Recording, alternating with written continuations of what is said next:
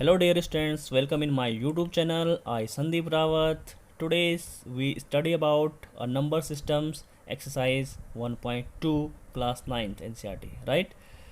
यानी कि बच्चों आज हम पढ़ने जा रहे हैं संख्या पद्धति के बारे में, राइट? तो चलिए question number 1, state true false justify your answer. यानी कि यहाँ पे आपको कुछ स्टेटमेंट्स जैसे आपको स्क्रीन के ऊपर दिखाई दे रहा है 1 2 3 स्टेटमेंट आपके पास, वो आपको बताने हैं कि दीज आर ट्रू और फॉल्स। ठीक है, तो चेक कर लेते हैं कि ये सत्य है या असत्य है। ठीक है, सत्य असत्य बताना है और जस्टिफाई योर आंसर, और अपने जो आंसर है उसको सपोर्ट करने के लिए आप कुछ उसको जस्टिफाई यानी कि उसका रीज़न दोगे कि क्या क्यों ये ट्रू है और क्यों ये फॉल्स है। क्लियर है? तो चलिए बढ़ते हैं। पहला point, every irrational number is a real number. वो बोल रहा है कि प्रत्येक जो इरेशनल नंबर यानी अप्रमेय संख्या है इज़ अ रियल नंबर, यानी कि एक वास्तविक संख्या है। ठीक है, यानी कि every irrational number is a real number. Her irrational number क्या है? एक रियल नंबर है। अब बच्चों बात आती है यहाँ पे, देखो आपको इरेशनल नंबर के बारे में तो पता है। ठीक है, इरेशनल नंबर मैंने अभी कल ही जो एक वीडियो अपलोड की थी उसमें इरेशनल नंबर का पूरा इंट्रोडक्शन आपको दे रखा है, आप चाहे तो उसको देख लेना। ठीक है, अब बात आती है यहाँ पे रियल नंबर की। रियल नंबर का मतलब होता है, रियल माने वास्तविक संख्या है। ठीक है, वास्तविक संख्याएँ वो होती है कि जो किससे मिलकर बनी होती है? रेशनल एंड इरेशनल से।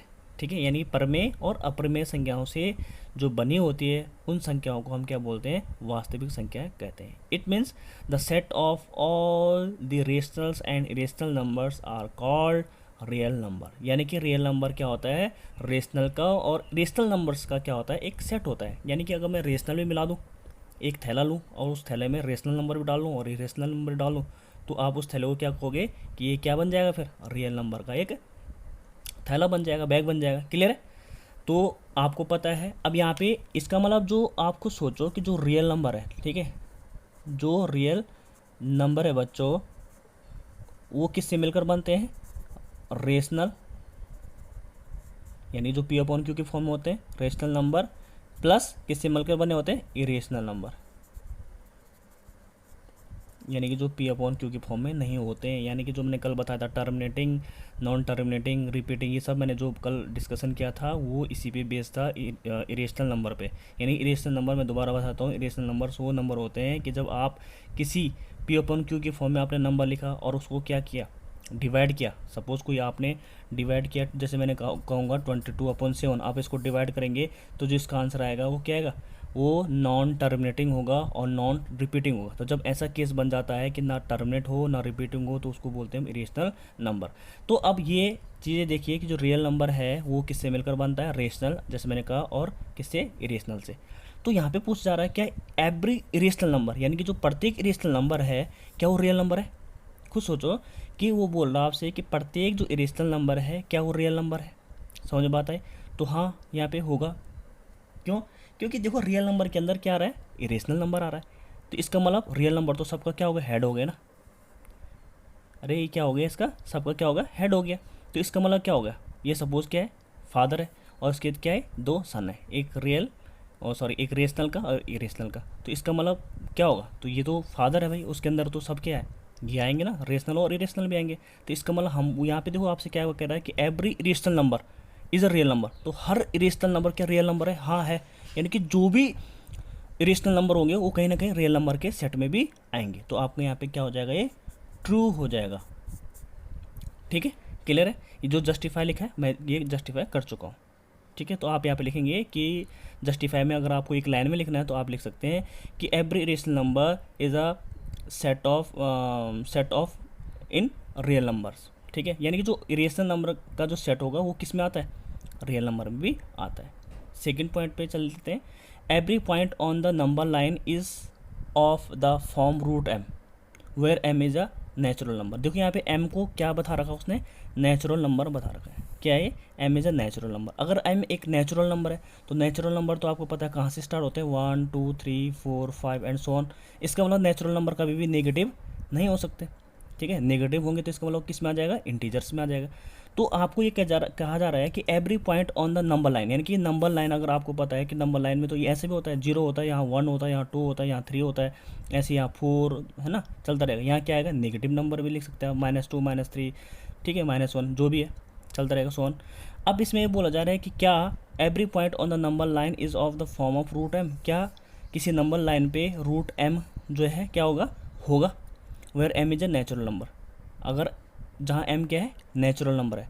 तो ठीक है, अगर यहाँ पे अगर नेचुरल नंबर है तो यहाँ 1 2 3 में तो आ सकता है नंबर लाइन में, लेकिन अगर यहाँ पे क्या हो जाए, अगर एम क्या हो जाए, नेगेटिव नंबर आ जाए, क्योंकि जो वो बोला कि every point on the number, यानी कि जो हर इस नंबर लाइन पर जो भी पॉइंट है, यानी कि नेगेटिव भी होंगे, जीरो भी होगा और पॉजिटिव होंगे, ठीक है। Every point on the number line is the form of root M, तो यहाँ पे क्या बोलूँगा मैं, फॉल्स हो जाएगा, क्योंकि उसने बोला कि नंबर, तो नंबर लाइन में तो नेगेटिव भी है ना, अगर आप एम की जगह में नेगेटिव रख दोगे तो इसकी वैल्यू क्या होगी, ये तो दूसरे नंबर है, ये तो अभी आपको सिलेबस पे भी नहीं है, ठीक है। ये किस में चले जाएगा, कॉम्प्लेक्स, इसे बोलते हैं कॉम्प्लेक्स नंबर, ठीक है। तो यहाँ आपको कॉम्प्लेक्स नंबर में नहीं जाना, क्योंकि उसने कह रखा कि एम नेचुरल नंबर अगर है, ठीक है। तो आप यहाँ पे लिखोगे क्या, फॉल्स, इसको लिख दोगे, क्योंकि अगर यहाँ इसका जस्टिफाई क्या बोलोगे कि अगर आपने यहाँ पे नेगेटिव नंबर लिख लिया तो नेगेटिव नंबर का तो रूट आप जानते ही नहीं है, ठीक है, उसकी वैल्यू आप निकाल ही नहीं सकते। चलिए आगे बढ़ते हैं। पॉइंट 3 में every real number is an irrational number, every real number, वो बोल रहा है क्या हर रियल नंबर के इरेशनल नंबर होता है। देखो ऐसी ही बात कर रहे हैं, जो खुद रियल नंबर होता है बच्चों, वो किससे मिलकर बनता है, रेशनल प्लस इरेशनल से, किससे बनता है, इरेशनल। मैं जैसा अभी कहा था आपको। अब यहाँ पे बोला कि हर रियल नंबर, क्या हर रियल नंबर जो क्या इरेशनल होता है, क्या ये बड़ा है और ये क्या है, छोटा है, तो क्या बड़े क्या छोटे के अंदर आ सकता है, ये क्या इसके अंदर आ सकता है, नहीं आ सकता है, ये इसके अंदर आ सकता है। इरेशनल नंबर रियल नंबर का एक पार्ट है, ठीक है। इरेशनल नंबर क्या है, रियल नंबर के अंदर आ जाएगा, लेकिन रियल नंबर सारे, वो बोल रहे हैं यहाँ पे, देखो ढंग से पढ़ो, एवरी रियल नंबर, यानी कि हर रियल नंबर जो है, जितनी भी रियल नंबर है, क्या वो इरेशनल है, नहीं है, क्योंकि उसके अंदर तो रेशनल भी है ना। इरेशनल जो रियल नंबर हो, इरेशनल इरेशनल थोड़ी होगा, वो तो रेशनल भी होगा, ठीक है। क्लियर है, समझ में आया आपके। Every real number is an irrational number, यानी कि हर रियल नंबर बोल रहा है इरेशनल, हर, सोचो खुद सोचो कि हर क्या, हर रियल नंबर, यानी कि प्रत्येक रियल नंबर क्या इरेशनल होगा, नो, यानी कि क्या हो जाएगा आपका, फॉल्स हो जाएगा, ठीक है। चलिए बढ़ते हैं क्वेश्चन नंबर 2 की ओर। Are the square root of all positive integer is irrational number, are the square root of all positive integer is irrational. तो भाई आप ये कह रहे हैं कि क्या हर पॉजिटिव इंटीजर का जो रूट होगा, स्क्वायर रूट होगा, क्या वो इरेशनल होगा, ठीक है। तो चेक कर लेते हैं। जैसे मैं रखूँगा रूट, स्क्वायर रूट निकालना ना बोला उसने, स्क्वायर रूट निकालना है, तो क्या मैं 4 का अगर मैं करूँगा, ठीक है, ऑल पॉजिटिव इंटीजर बोला, तो ऑल पॉजिटिव है जो पॉजिटिव इंटीजर क्या होते हैं, मैं 0 1 2 3 4 5 ऐसा, तो मैंने 4 रख लिया इसके अंदर, तो क्या ये बोला इरेशनल होगा, क्या पूछ रहा आपसे, क्वेश्चन मार्क है। तो क्या रूट 4 का तो क्या आता आंसर, 2 आता है, तो 2 क्या इरेशनल है, खुद सोचो, 2 इरेशनल नहीं है, वो क्या है आपका रेशनल होगा। तो इसका मतलब हम लिखेंगे यहाँ पे नो। उसने पूछा आपसे कि are the square root of all positive integer irrational, क्या हर पॉजिटिव इंटीजर का, यानी हर धनात्मक पूर्णांक का जो रूट निकलेगा, स्क्वायर रूट निकलेगा, क्या वो इरेशनल यानी अपरिमेय संख्या देगा आपको। तो अपरिमेय संख्या नहीं आ रही, बल्कि यहाँ पे क्या आ रही है, परमेय संख्या आ रही है, तो हम लिखेंगे नो। तो होप कि आपको ये क्लियर हुआ होगा। Now question number 3, so how root 5 can be represented on the number line. बच्चों आपसे पूछा जा रहा है यहाँ पे कि कैसे हम, ठीक है, so how root 5 can be represented on a number line, मतलब कैसे हम रूट 5 को नंबर लाइन में रिप्रेजेंट कर सकते हैं। तो बहुत आसान है बच्चों इसको करना। ऐसे आप पास आप अपने एनसीईआरटी की बुक में देखेंगे तो रूट 5 भी है, रूट 3 को भी इन्होंने नंबर लाइन में ड्रॉ कर रखा है, तो आप सीख सकते हैं, ठीक है। उसको भी मैं बता दूंगा कि नेक्स्ट वीडियो में आपको। फिलहाल इसको देखेंगे रूट 5 को कैसे हम नंबर लाइन में रिप्रेजेंट करते हैं। तो सबसे पहले बच्चों नंबर लाइन की बात करें तो इसका मतलब एक नंबर लाइन, वैसे इसके लिए आपको पेंसिल, स्केल और कंपास की ज़रूरत पड़ेगी, आप उसको रखिएगा। मैं यहाँ पे आपको बताना कैसे ड्रॉ होगा वो बताना सिखा दूँगा, ठीक है। तो सबसे पहले नंबर लाइन है आपके पास, सपोज ये क्या है आपके पास, 0 है, ठीक है, ये क्या है 0। अब यहाँ पे 0 है, ये सपोज़ 1 है, ये सपोज़ 2 है, ये सपोज़ 3 है। अब आप क्या करोगे बच्चों, रूट 5 आपको पता है रूट 5 निकालना है, तो आप यहाँ से क्या करेंगे, आपको पहले हल्का सा हिंट में दे देता हूँ कि रूट 5 कैसे आएगा। खुद सोचो रूट 5 कैसे आएगा आपका, 2 का स्क्वायर प्लस 1 का स्क्वायर करने से तो आएगा 5 देख लीजिए आप, रूट मत देखिए, 5 कैसे आएगा आपका, 5 कैसे आएगा, 2 का स्क्वायर प्लस 1 का स्क्वायर, ये चेक कर लीजिए आप। तो ये क्या हो जाएगा आपका 2 2 4 प्लस 1, यानी कि तभी तो 5 आएगा। तो आपको ये चेक करना पड़ेगा, इसका मतलब आपको कौन कौन सी यूनिटें लेनी है आपको पता चल जाएगा। तो सबसे पहले मैं यहाँ से लूँगा कि सपोज़ मैंने 1 यूनिट ली, ठीक है, क्या ली, 1 यूनिट ली। ठीक है, यहाँ से यहाँ तक। अब ये कुछ भी हो सकता है, या ध्यान देना, एक ऐसे सेंटीमीटर में मत लेना आप, कुछ भी थोड़ा सा डिस्टेंस के तौर पे, क्योंकि अगर आप लोगे तो फिर वो छोटा कंसिस्टेंट हो जाता है आपका फिगर, तो अच्छा नहीं लगेगा। थोड़ा दूर दूर रखना, यहाँ जितनी डिस्टेंस बहुत है, जितनी मैंने रखी है। यहाँ से आप क्या करेंगे, आपको पता है एक 1 ले लिया आपने, दूसरा आप क्या ले सकते हैं 2। तो देखो यहाँ से लेकर यहाँ तक लिया 1, तो उसको स्केल में, जितना आपने इसको स्केल में मेजरमेंट कर लिया उतना आप इसको 1 मानेंगे। यहाँ से यहाँ तक कितना हो जाएगा, लगभग लगभग देखिए 1 है, जितना मैंने ये ड्रॉ किया उतना ये 1। और लेकिन आपको यहाँ पे क्या चाहिए, 2 चाहिए, तो आप इतना ही और इसमें ऐड कर लीजिए। ठीक है, स्केल के हेल्प से, यानी कि देखो ये 1 हुआ और ये भी 1 हुआ, यहाँ से लेकर यहाँ तक, तो टोटल कितना हो जाएगा बच्चों, ये 2 तो हो जाएगा। क्लियर है।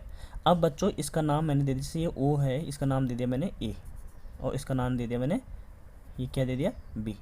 ठीक है, अब क्या करेंगे आप, यहाँ से स्केल की हेल्प से इसको ड्रॉ करेंगे, ध्यान से देखना है, इसको ड्रॉ करेंगे। ड्रॉ करने के बाद इसको ध्यान देना स्ट्रेट खींचना है, यानी कि लगभग यहाँ पे 90 डिग्री का एंगल बनेगा। जब ये बन गया आपके पास एक ट्रायंगल, यहाँ पे आपके पास ट्रायंगल क्या बन गया, ट्रायंगल ओ ए बी। अब बच्चों आपने यहाँ पे क्या करना है, यूज़ क्या करनी है, Pythagoras theorem, Pythagoras theorem use करनी है। पाइथागोरस थ्योरम क्या होता है, ये क्या आपका बेस है, ये आपका क्या है, परपेंडिकुलर, ये क्या कहलाती है, आपकी हाइपोटेन्यूस कहलाती है। तो आपको पता है कि हाइपोटेन्यूस का स्क्वायर इक्वल टू बेस के स्क्वायर प्लस परपेंडिकुलर का स्क्वायर होता है। ठीक है, तो ओ बी आपको ये निकालना है। ठीक है, ओ बी तो आपको पता नहीं कि ओ बी कितना है, तो ओ बी का स्क्वायर तो ऐसे रहेगा। ओ ए आपको पता है, मैंने अभी कहा था 1 यूनिट है, यहाँ से यहाँ तक क्या डिस्टेंस है 1, तो 1 का स्क्वायर। और ए बी क्या निकली, ए बी देखो 1 + 1 कितना निकला, 2, यही तो निकालना चाह रहा था मैं, 5 आना चाहिए। तो आपको पता है 1 का स्क्वायर 1 होता है, यहाँ 2 2 क्या हो जाएगा 4, तो ये बन जाएगा आपका 5। तो ओ बी का स्क्वायर इक्वल टू आपके पास 5 आएगा। आप लिखेंगे ओ बी इक्वल टू क्या हो जाएगा आपका √5। ठीक है, ओ बी निकल गई। ओ बी डिस्टेंस आपके कितनी निकल गई बच्चों, √5। अब आपने यहाँ से कंपास में पेंसिल फिट करनी है ऐसे, और यहाँ से एक आर्क खींचना है। ठीक है, यहाँ पे इसको सेंटर मान के, ओ को सेंटर मानेंगे यहाँ पे, यानी कि जो आपका कंपास रहेगा उसका यहाँ पे पॉइंट आएगा, यहाँ पे उसका ड्रॉप करना है, और यहाँ से पेंसिल की हेल्प से आप यूँ ड्रॉ करोगे तो कुछ यूँ बनेगा बच्चों ये। ठीक है, ऐसा बनेगा, ये थोड़ा सा टेढ़ा है, तो आप उसकी हेल्प से, जब कंपास की हेल्प से करोगे तो आपको बिल्कुल क्लियर बनेगा। तो आपके पास जो यहाँ पे, जब ये यहाँ पे इसको इंटरसेक्ट करेगा इस वाली लाइन को, सपोज ये लाइन एल थी, ठीक है, इस लाइन को जब इंटरसेक्ट करेगा तो जहाँ पे इंटरसेक्ट किया वहाँ पे आपने एक नया पॉइंट दे दिया। देखो आपके पास 0 है, यानी ओ है, ए है, बी है, इसको दे दिया आपने सी पॉइंट। जहाँ पे सी पॉइंट आपका क्रिएट होगा, उसी पे आप देखेंगे कि ये √5 की वैल्यू लाई करेगी। तो आप देखेंगे, इसको आप लिख सकते हैं √5। यही बोल रहा था आपसे कि so how √5 can be represented on the number line. तो आप देखेंगे जो ये सी पॉइंट है वही आपका √5 होगा। तो होप कि आपको ये क्लियर हुआ होगा। Thank you.